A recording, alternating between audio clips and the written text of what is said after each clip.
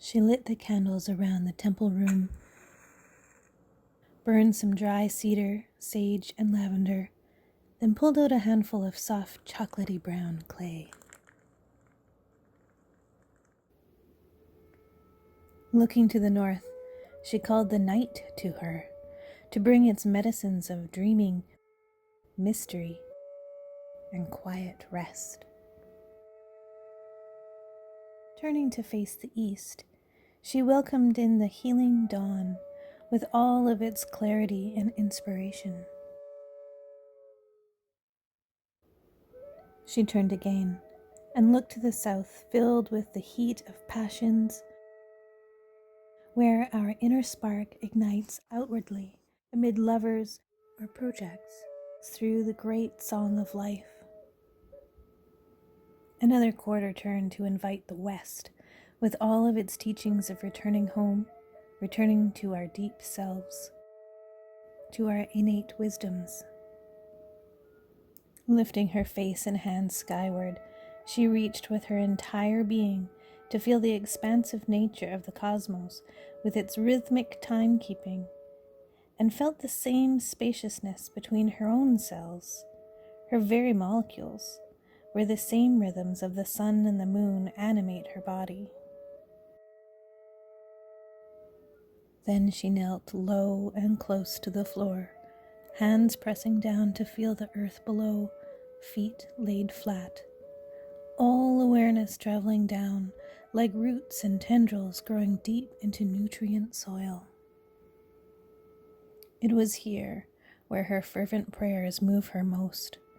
Tears fall in humble gratitude for such life-sustaining gifts as food, medicine, shelter, and wild, raw beauty.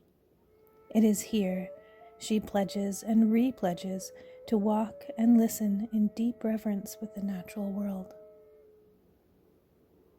Finally, she stands straight and tall in herself, one hand on her belly, one hand on her heart, breathing slowly, and calling all of herself back to her body, breathing in from all the places she has been, collecting any bits of awareness that might still be tangled up in old conversations, or were left keeping a mental list for the market.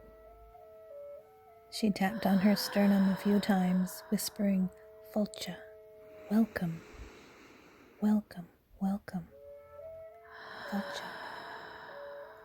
As she felt more and more complete, stronger, empowered, and sovereign in her knowing before she opened her eyes.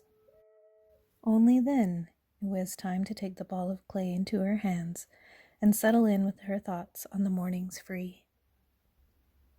That little beach dog, she's all wild, salty hair and absolute glee, living her best life very much on her own terms.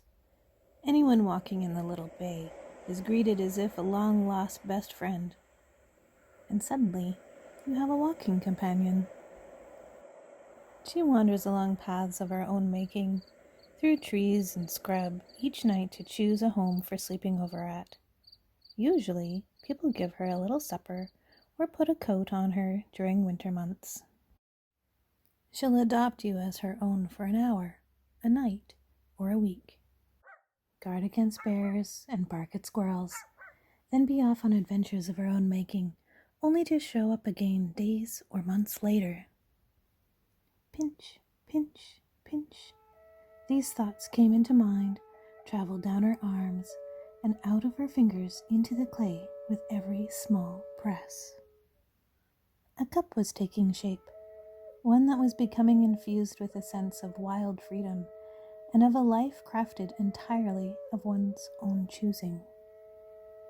Ah, so there it is, a vessel for living our best life, no matter how radical it might first seem, one full of following our own instincts, one with people who care for you, and plenty of space for all of our feral fierceness and snuggly contentment too. Yep, this will be a cup for that, working its spell with every sip of tea.